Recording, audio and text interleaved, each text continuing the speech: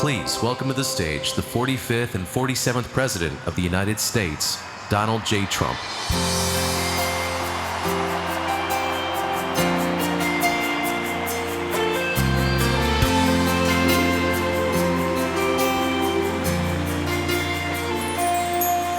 If tomorrow all the things were gone, I'd work for all my life, and I had to start again with just my children and my wife. Thank my lucky stars to be living here today, 'cause the flag still stands for freedom, and they can't take that away.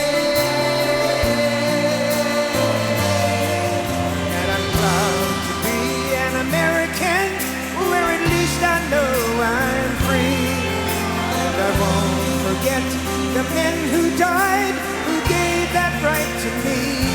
And I gladly stand up next to you and defend her still today, 'cause there ain't no doubt I love this land. God bless the USA.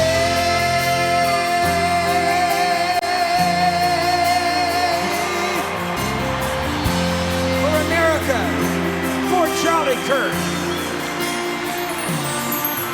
From the lakes of Minnesota to the hills of Tennessee, across the plains of Texas, from sea to shining sea, from Detroit to Houston, over New York to LA.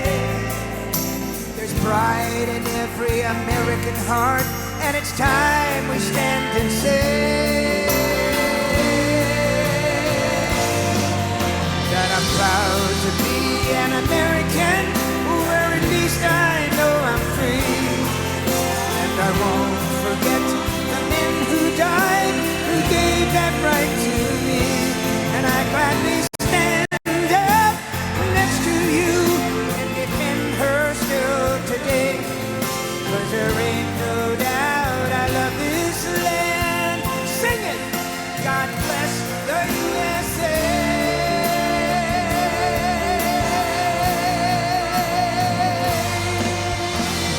And I'm proud to be an American, where at least I know I'm free. And I won't forget the men who died, who gave that right to me. And I gladly stand up next to you and defend her still today, 'cause there ain't no doubt I love this land.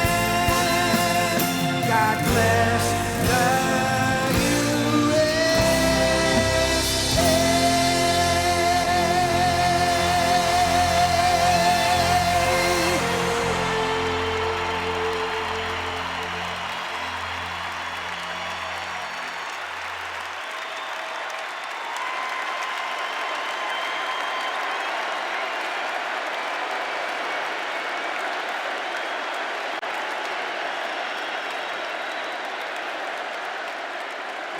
Thank you very much, Lee. You've been there from the beginning with us, Lee, and we appreciate it. Nobody can sing that song like Lee Greenwood. Thank you very much, Lee, very much for being here. And his voice has not changed, you know? Pretty amazing. And a special thank you to Erica, because today, America is a nation in grief, a nation in shock, and a nation in mourning. Less than 2 weeks ago, our country was robbed of one of the brightest lights of our times, a giant of his generation, and above all, a devoted husband, father, son, Christian, and patriot. Charles James Kirk was heinously murdered by a radicalized, cold-blooded monster for speaking the truth that was in his heart. He was violently killed because he spoke for freedom and justice, for God and country, for reason and for common sense. He was assassinated because he lived bravely, he led boldly, and he argued brilliantly without apology. He did what was right for our nation. And so on that terrible day, September 10th, 2025, our greatest evangelist for American liberty became immortal. He's a martyr now for American freedom. I know I speak for everyone here today when I say that none of us will ever forget Charlie Kirk, and neither now will history.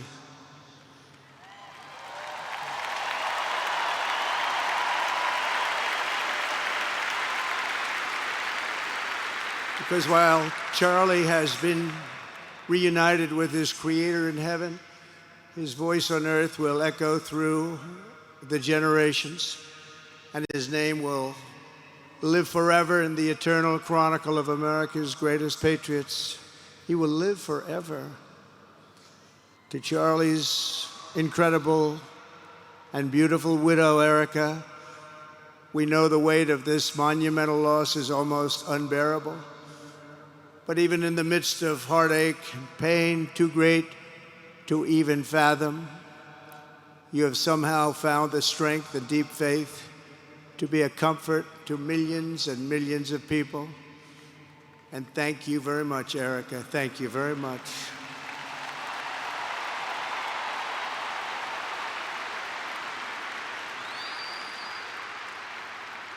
Today, an entire nation wraps its loving arms around you and your beautiful children. We share in your immense and overwhelming sorrow, and we vow that we will do everything we can to ensure that your children grow up in a land where their father is honored and revered as a great American hero. That's what he is.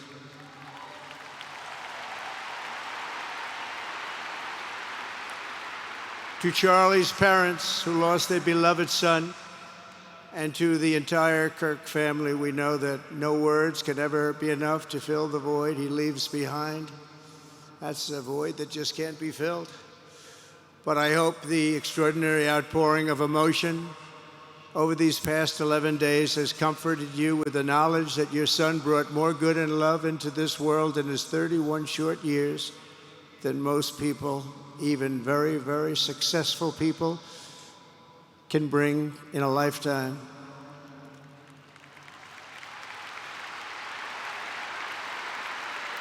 Charlie Kirk loved America with everything he had, and as we can see so clearly today, America loved Charlie Kirk.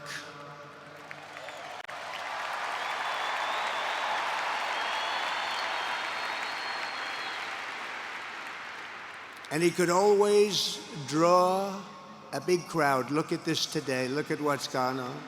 This is a big crowd.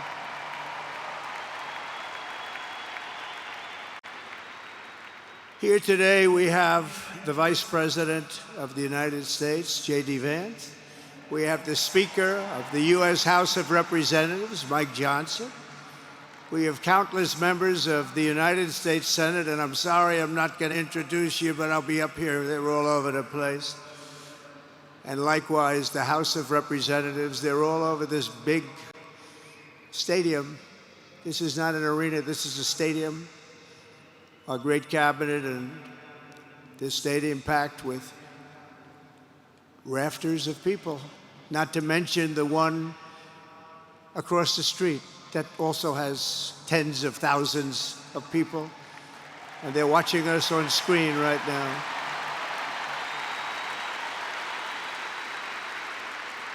And I'm sorry we couldn't get you in. If anybody would like to give up your seat, please walk across the street. But this is like an old-time revival, isn't it? An old-time revival.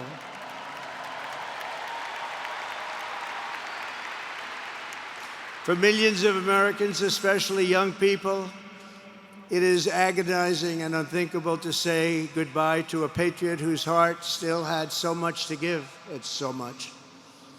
Raised in the suburbs of Chicago, Charlie was filled with a patriotic spirit from his youth, and he was an all-American in everything he did. And one of the last things he said to me is, "Please, sir, save Chicago.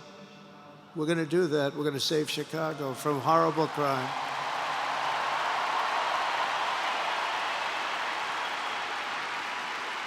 In high school, he was the quarterback of the football team and the captain of the basketball team. He was a good athlete. A lot of people don't know that about Charlie. He was an Eagle Scout who spent his school lunch breaks listening to another champion for liberty, somebody that he greatly admired, Rush Limbaugh.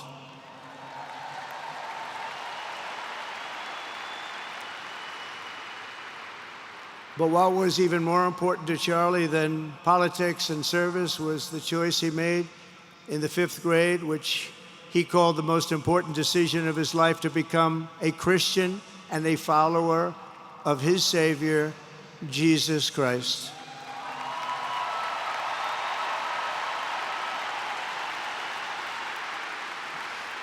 Inspired by faith and his love of freedom, Charlie did something remarkable when he was just 18 years old.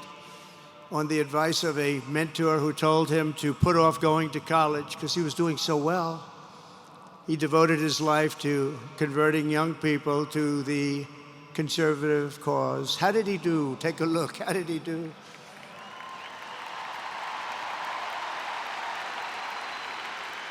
In 2012, 2 days after graduating high school, and with just $1,800 in his pocket, the young man from Illinois, who no one had ever heard of, started an organization whose grand ambitions were captured in its name, Turning Point USA. Great name.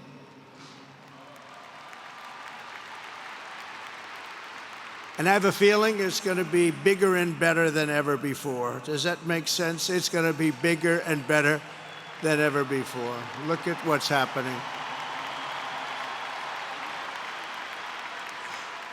12 years ago, Charlie walked onto his first college campus, the very liberal University of Wisconsin at Madison. He set up a card table and put up a sign with 3 words: "Big government sucks." Could you believe that? That's Charlie. That day, Charlie talked to every student who approached him, most of whom were probably quite a bit older than he was. Finally, after many hours, he found the first ever Turning Point chapter leader. His first year out of high school, Charlie traveled 300 days raising money and taking his message to campuses all over the country. He lived out of his parents' basement, and they actually loved having him there. They loved Charlie. Everybody loved Charlie. And on the couches of friends and supporters, he lived off couches for 2 years, 3 years, then life started getting a little bit different. But he was always the same. For 5 years, he refused to take a paycheck, but day after day, he worked from 5 a.m. in the morning till 11 p.m. in the evening, always. His staff remembers that he wore Walmart jeans and T-shirts from the Goodwill store. Remember the Goodwill store? It wasn't easy, but Charlie wasn't in it for money at all, never has been. Money was never his thing. He was always in it for the mission. As he liked to say even back then, we have a country to save. Just what he did. He'd call me all the time, "Sir, we have a country to save." I said, "Charlie, thanks very much for telling me that. I appreciate it." Charlie volunteered for my 2016 campaign and traveled the nation with my son, Don, and Eric. I got to know him very well and saw immediately that Charlie was actually a master builder of people. It was Charlie who first started organizing young black conservatives hungry for support and leadership. It was Charlie who stood up for persecuted Christians and Jews on college campuses. It was Charlie who helped bring online censorship, free speech, and cancel culture to the fore of our political debate. He was right up there with me. It was Charlie who helped unite MAGA, and you know what MAHA is? That's right, Make America healthy again. And tomorrow we're going to have one of the biggest announcements, really medically, I think, in the history of our country. We're going to be doing it with Bobby and Oz and all of the professionals. I think you're going to find it to be amazing. I think we found an answer to autism. How about that? Autism. Tomorrow we're going to be talking in the Oval Office in the White House about autism, how it happens, so we won't let it happen anymore, and how to get at least somewhat better when you have it, so that parents can help their child, their beautiful child. That's a big one. I've been bugging everybody over there, get the answer to that. You know, 20 years ago, 1 in 10,000 were born with autism. 20 years ago. The most recent survey says 1 in 12. How bad is that? That's for young boys, baby boys, but also girls, a little bit better. It's about 1 in 20. But we can't. Because obviously there was something really wrong, and we think we know what that is. It's going to be, I think it's going to be one of the most important news conferences I'll ever have, and I look so forward to it.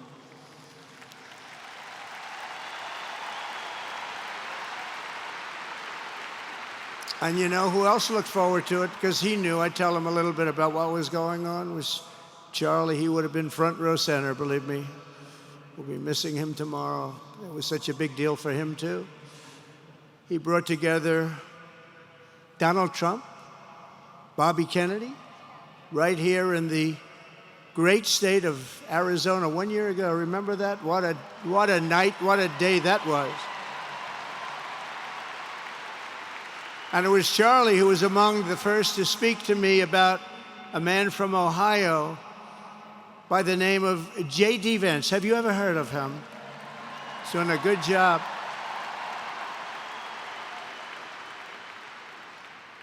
But Charlie would often call me, sometimes the night before a big event, the other side of the country. And he'd ask me, he'd say, do you think you could come and speak at the event? The following day, right? I'd say, Charlie, I'm the President of the United States. You want me to travel 4 hours by plane? And you know, sometimes I did it. He was a very good guy. He was a very convincing guy. He didn't stop, but he would ask for things like that. Sir, could you be tomorrow in California? I said, Charlie, give me a break, please. He just wouldn't stop, and he succeeded. But I almost always went because you never wanted to let Charlie down. He worked so hard. You just didn't want to let him down. I felt guilty. He'd make me feel very guilty.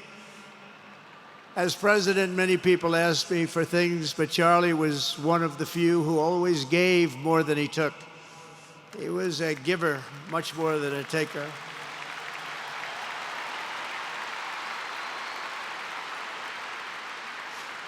And no matter how big Charlie became, no one was too small for him to notice. He was good to everybody. Didn't matter. Several years ago, a fourth grader asked Charlie to appear on his podcast, which was probably only watched by the parents of that fourth grader. And Charlie, who was actually pretty hot at the time, to be honest, he agreed, and the boy asked for advice. Charlie replied, the left. I call it the radical left. I call it sometimes the radical left lunatics. But Charlie didn't say that. He called it the left. He was probably right, but I can't help it. I can't help it. So he said the left, radical left lunatics, may have all the money in the world, but they can never outwork me.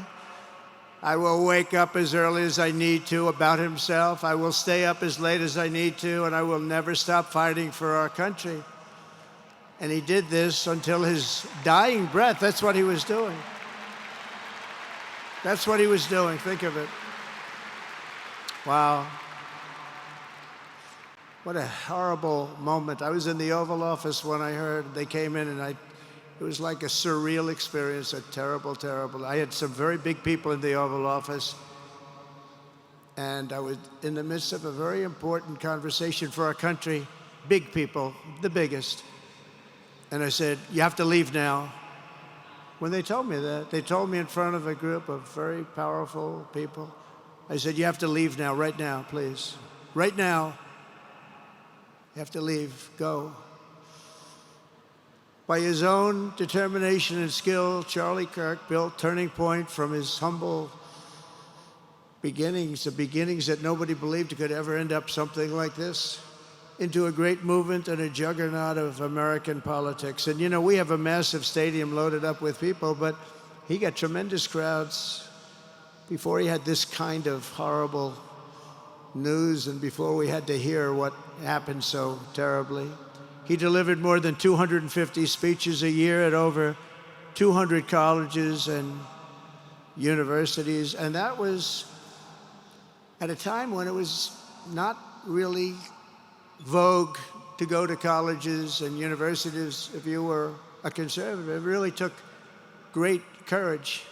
And we used to talk, and I said, you know, I think they're much more conservative than we know, and he agreed, but it just wasn't something that was happening because the radical left would do very bad things, very dangerous things. But Charlie set up chapters on 2,200 campuses and spoke at more than 1,000 churches. He launched a podcast and radio show that grew to an audience of 1 million Americans a day, one of the bigger shows on radio. And Charlie didn't just bring young people into the movement. All of a sudden, it started to grow by leaps and bounds. By 2024, we won more young people than any Republican candidate in the history of our country, including, for the first time, a majority of males under 30. Can you believe it? Remember when Republican presidential candidates would get 4%? No, we did unbelievably with young people. And he was a big, big factor. Unbelievable. But he made me work for it. Sir, you have to make a speech here, you have to make a speech there. But we did it, and we won, and our country is doing unbelievably well now. We had a country that was dead 1 year ago, and now we have the hottest country anywhere in the world. And Charlie helped us make it that. One of the great people. But through it all, the core of Charlie's message and his basic method never changed. It never really changed. He stayed the same person also.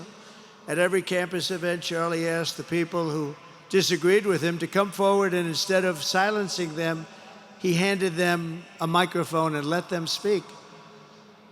And he'd convinced so many of them. It was a pretty amazing thing to watch, actually.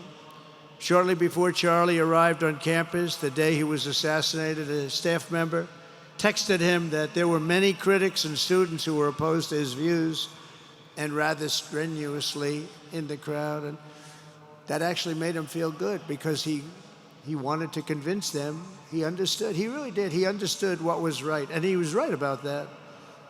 A lot of it was based on common sense, by the way. Charlie wrote back to the staff member saying, I'm not here to fight them. I want to know them and love them, and I want to reach them and try and lead them into a great way of life in our country. In that private moment on his dying day, we find everything we need to know about who Charlie Kirk truly was. He was a missionary with a noble spirit and a great, great purpose. He did not hate his opponents. He wanted the best for them. That's where I disagreed with Charlie. I hate my opponent, and I don't want the best for them. I'm sorry. I am sorry, Erica. But now Erica can talk to me and the whole group, and maybe they can convince me that that's not right, but I can't stand my opponent. Charlie's angry, looking down, he's angry at me now. He wasn't interested in demonizing anyone. He was interested in persuading everyone to the ideas and principles he believed were good, right, and true. Before each appearance, he prayed these words: God, use me for your will. Always said the same thing: use me for your will.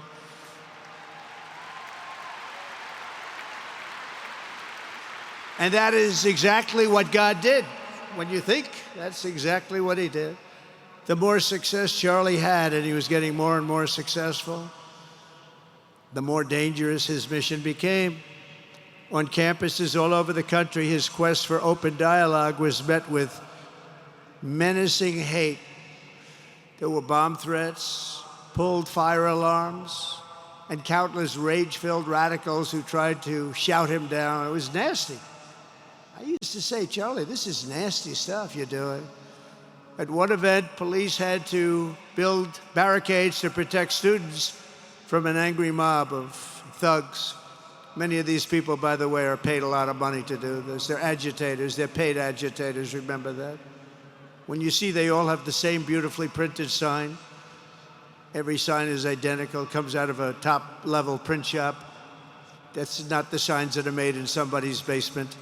Those are paid for by very bad people, and hopefully we're going to be finding out through the DOJ who those people are.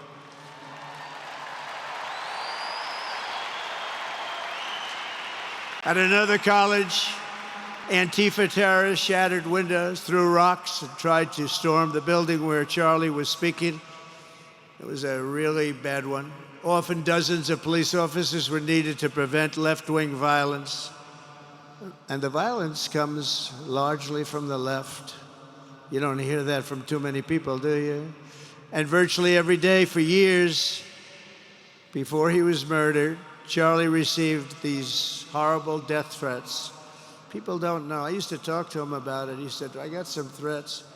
He always felt that when they actually made the threat, they were not the ones to worry about. The ones to worry about were the ones that don't make the threats. And I think you know what I mean. He knew the risk, but he and I shared a certain motto: never back down and never ever surrender. Just don't surrender, never back down. He believed in it so strongly. So strongly. And he's right. He's totally right. The radicals and their allies in the media, sometimes referred to, as my son said, the fake news media, tried to silence Charlie for a simple reason: because he was winning, and he was winning big. He was taking over college campuses, colleges that had, in theory, only very liberal, or as they like to say, progressive. I call them liberal, but they like to call themselves, because such a beautiful word, progressive. They're the opposite of progressive, if you think about it. But they were really nasty, and he would go into these colleges. All of a sudden, within 2 years, 3 years, they turned into bastions of conservatism. It was really quite amazing to see. They lied about him because they did not want you to listen to him or to learn from him, because what he was talking about and even preaching made so much sense. Everywhere he went, he won the debates, he won the hearts, he won the minds, and yes, he won the elections for people. He helped us, he helped other people. We won the biggest election in the history of our country, I believe.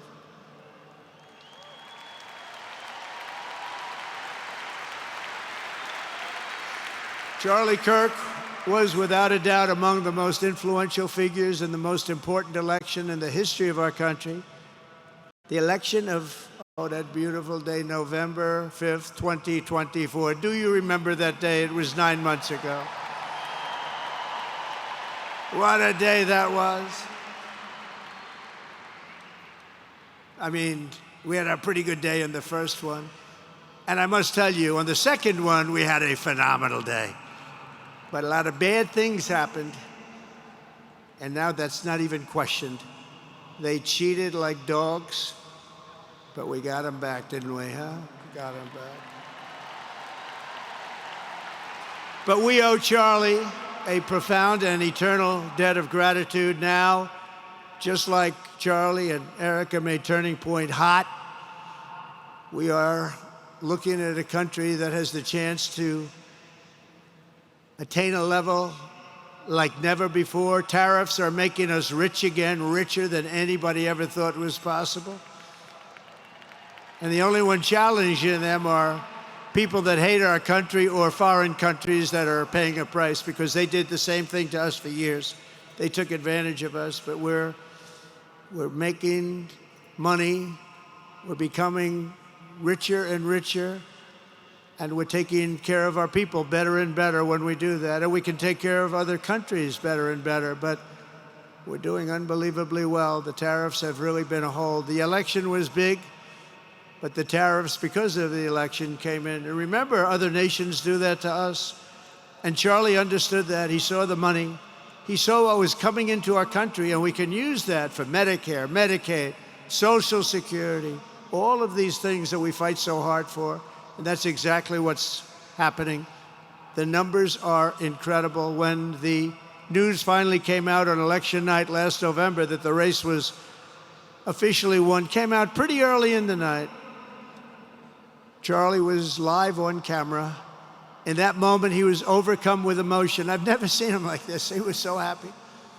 For a long while, he said nothing. His eyes were filled with tears, and then he buried his face in his hands and he started crying. That wasn't the Charlie I knew, but in thinking about it, it actually was the Charlie I knew, because he had a tremendous heart. He just wanted what was good for our country, and he saw us going in such a horrible direction. Lovingly, Eric, and this was so beautiful, Erica put a MAGA hat on to cover his bowed head. I like that very much. MAGA, we love. Does everybody love MAGA? Make America Great Again.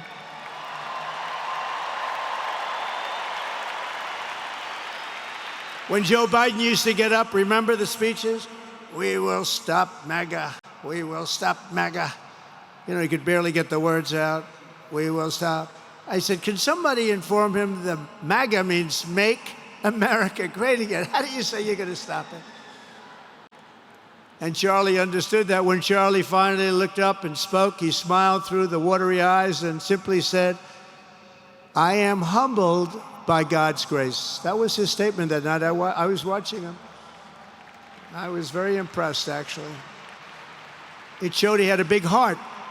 Every single American should take a long, hard look at the twisted soul and dark spirit of anyone who would want to kill a young man as good as Charlie. To kill anybody, but to kill a man like this, he didn't deserve this. He didn't deserve this. Our country didn't deserve this. And anyone who would make excuses for it are just out of their mind. Charlie's murder was not just an attack on one man or one movement. It was an attack on our entire nation. That was a horrible attack on the United States of America.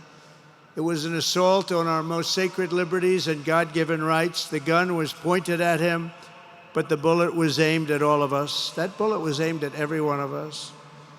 Indeed, Charlie was killed for expressing the very ideas that virtually everyone in this arena and most other places throughout our country deeply believed in. But the assassin failed in his quest because Charlie's message has not been silenced. It now is bigger and better and stronger than ever before, and it's not even close. And it's rare that such a thing happens, but Charlie is bigger today than he was. Think about it. Just 2 weeks ago, he's bigger today than he was 2 weeks ago. Now, that may not help his friends and loved ones, of which there are so many. It may not help Erica and those beautiful children who have to suffer so horribly through this moment, but they know it's true. He's bigger now than ever before, and he's eternal. He's eternal. And I just want to say we love him. And he's looking down at us right now, and he's saying, wow, that's a great crowd. He's saying, that's a great crowd.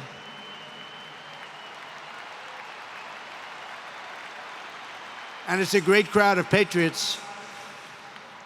But that's why I will soon award Charlie the nation's highest civilian honor, the Presidential Medal of Freedom. It's the highest civilian honor.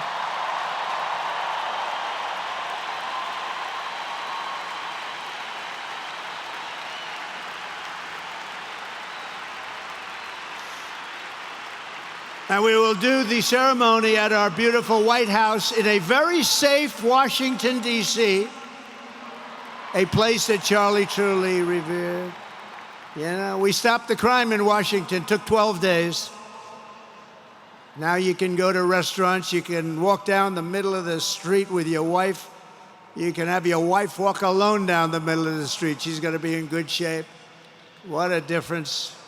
What a difference good management really makes. But I'm so proud of that, Washington, D.C. You know, it was one of the worst in the nation, in the world.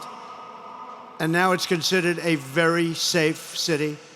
And it's also, I passed it yesterday, I went through it, and the lawns are good. It's like a different place. It's like the tents are gone, the threats are gone, the gangs aren't there. We got rid of, we took out 1,500 career criminals, 1,500. If you have 3 career criminals, that can make a big difference. But I'm so proud of Washington, D.C., and now we're going into Memphis, and we'll get that one straightened out fast. And then we're going into some others, but we're going to go to Chicago, and we're going to have Charlie very much in mind when we go into Chicago, and we'll get that one straightened out. You have an incompetent governor who he thinks it's okay when 11 people get murdered over the weekend. He thinks you don't have any crime when 11 people get murdered and 28 people get shot. He says he's got crime. No, they don't have it under control, but we'll have it under control very quickly. So we're going to be doing that. And Charlie loved what we were doing. He was so proud of what happened. He was there to see it. He's so proud of what happened in Washington, D.C. As you know, the depraved assassin who planned and executed Charlie's killing has been arrested and charged with capital murder. God willing, he will receive the full and ultimate punishment for his horrific crime. It's a terrible thing. Because you can't let that happen. You can't let that happen. Can't let it happen to a country. The Department of Justice is also investigating networks of radical left maniacs who fund, organize, fuel, and perpetrate political violence. And we think we know who many of them are. But law enforcement can only be the beginning of our response to Charlie's murder. Over the last 11 days, we have heard stories of commentators, influencers, and others in our society who greeted his assassination with sick approval, excuses, or even jubilation. You've heard that. So have I. Couldn't believe it. Some of the very same people who spent the last 8 years trying to sit in moral judgment of anyone who disagreed with them about politics suddenly started cheering for a murder. Incredible. You know the names. They're major losers, by the way. That will be proven out in a short period of time. Some of the very people who call you a hater for using the wrong pronoun were filled with glee at the killing of a father with 2 beautiful young children. And the same commentators who this week are screaming fascism over a canceled late-night TV show where the anchor had no talent and no ratings. Last week were implying that Charlie Kirk deserved what happened to him. No side in American politics has a monopoly on disturbed or misguided people. But there's one part of our political community which believes they have a monopoly on truth, goodness, and virtue, and concludes they have also a monopoly on power, thought, and speech. Well, that's not happening anymore. We've turned that corner very quickly. Tragically, atrocities of this kind, and the kind that we saw in Utah, of all places, are the eventual consequence of that kind of thinking. If speech is violence, then some are bound to conclude that violence is justified to stop speech. And we're not going to let that be justified. The tradition of reason and open debate that Charlie practiced is not a pillar of our democracy. In many ways, it's the basis of our entire society. It's the right and inheritance of every free American, the greatest legacy of the Enlightenment, and among the most treasured achievements of civilization. We will defend it at all costs, and we will carry forward the torch of liberty that Charlie Kirk held so proud and so high. He was so proud, and he did hold that torch high. We will never, ever let it fail. We will never let it fail. But we're going to raise it higher than ever before. It's going to be raised, and this is the beginning. Perhaps it should be no surprise that Charlie, who spent his life speaking with the critics of these traditions, ultimately became convinced that we needed not just a political realignment, but also a spiritual reawakening. We did. And we have to bring back religion to America, because without borders, law and order, and religion, you really don't have a country anymore. We want religion brought back to America. We want to bring God back into our beautiful USA like never before. We want God back.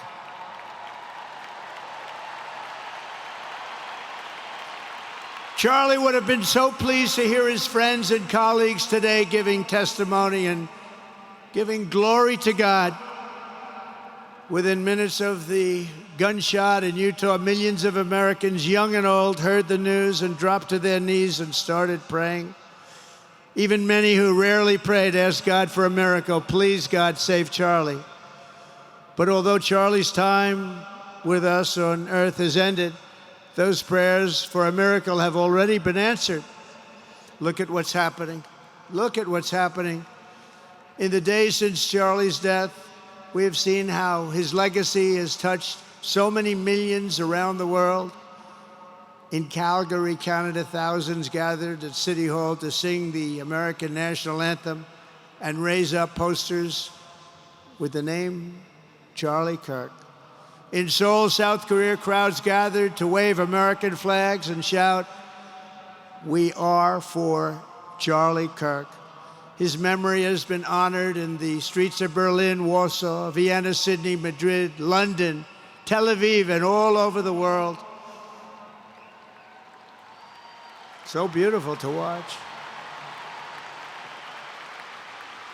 A man as far away as rural Australia texted a pastor, "I'm going to come to church tomorrow for the first time ever."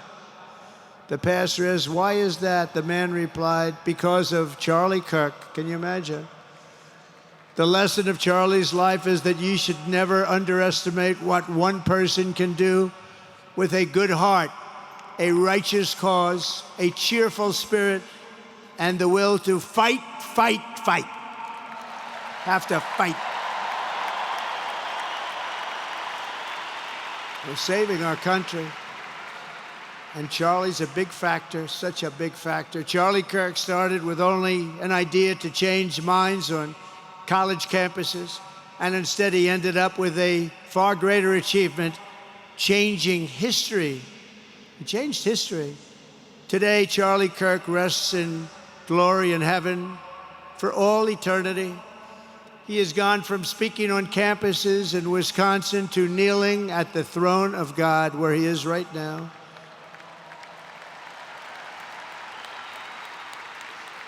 We grieve for the friend and leader that we have lost, but we go forward strengthened by his faith and bolstered by his courage and inspired by his example to defend the country he lived for the freedoms he died for, and the values in which he so deeply believed. He believed in values that we should all believe in. Charlie created something very special. It's called Turning Point USA. And under the leadership and love of Erica, it will become bigger and better and stronger than ever before.